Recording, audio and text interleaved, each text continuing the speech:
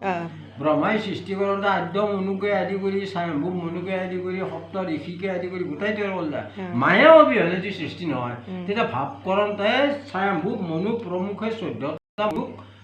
একো মনুৰ যুগ বুলি কয় একোটা ৰজা মনুবিলাক থাকিলেতো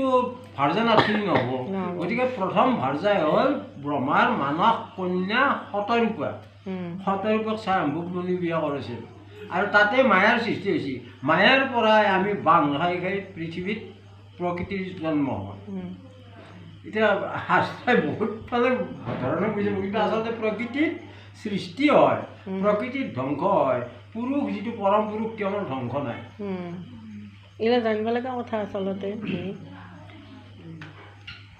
এৰাম ঈশ্বৰ চৰণ মনে নেৰিবে কম তেজিবে কম মহম্মদ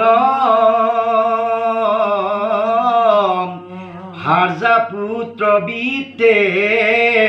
নুহিয়া শকতি তেবে পাৱে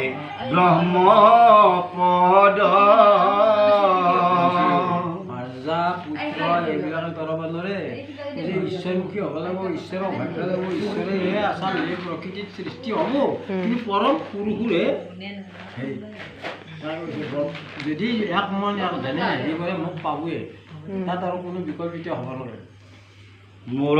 পদ পাইলে এৰাৱে সকলে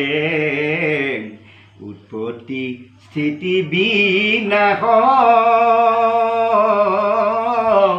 চন্দ্ৰ সূৰ্য বনি দীপ্তি দূৰ হৈ স্থানৰ দেখি প্ৰকাশ এইটো কৈছে মোক যদি পায় মই যদি তাক দিলোঁ তাহিনী তাৰ আৰু জন্ম নে মৃত্যু নাই নহ'লে জন্ম হ'লে মৰবই যাৰ জন্ম হয় তাৰ মৰণো আছে কিন্তু যিজন মৃত্যুক তৰিব পাৰে সেইজনে মোৰ নামত মোৰ কৰ্মত অৰ্পি হ'লে বৈকুণ্ঠ পায় বৈকুণ্ঠৰ পৰা আৰু ঘূৰি নাহে কিন্তু যিজন প্ৰকৃত ভকত বোলে মুক্তিটোৱে বোলে ইচ্ছা নকৰে মুক্তি নালাগে আমি হৰিৰ নাম গাব পাৰিলে হয় কিন্তু ভগৱানে কৈছে যে তুমি নালাগে বুলি ক'লে কেনেকৈ হ'ব মই তোমাক প্ৰাপ্য খালি দিবাই লাগিব বোলে বৈকুণ্ঠ এৰা মোৰ অংশ জীৱ মুতহে মিলয় অবিদ্যাং মায়া এৰাই যেন নিদ্ৰা কালে নানা স্বপ্ন দেখে জাগি চালে কিছু নাই জীৱ তাৰমানে ভগৱানে যিদিনা তৈয়াৰ কৰিছে সিদিনাই তৈয়াৰ কৰি থৈছে তাত পাছত আৰু এটা দুটাক আৰু বনাই থকা নাই গোটেইবিলাক মহাপ্ৰলয়ত তেওঁৰ গৰ্ভৰ ভিতৰত সোমাই থাকে যেনে বিধান ধানত বুলি বিধান থাকে তাতেই থাকে তাৰপাছত যেতিয়া তেওঁ সৃষ্টি পাতে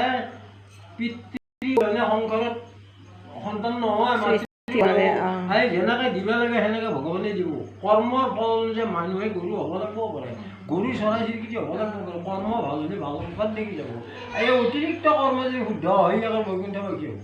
তেওঁ কৈছে মই সৃষ্টিত তৈয়াৰ কৰি থোৱা বস্তুখিনি আছে চাৰিমুঠে জীৱ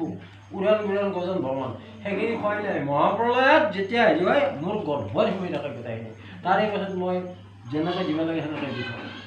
এটা প্ৰমাণ চাবা মহাপ্ৰলয়ত সোমাল আৰু যদি সেইটো বস্তু চিৰন্তন নহয়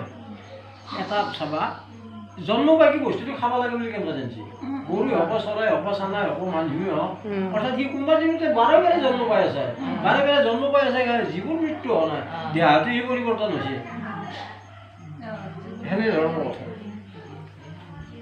এৰাম গোবিন্দ কয় দেৱ দয়াময় চৰণে শৰণ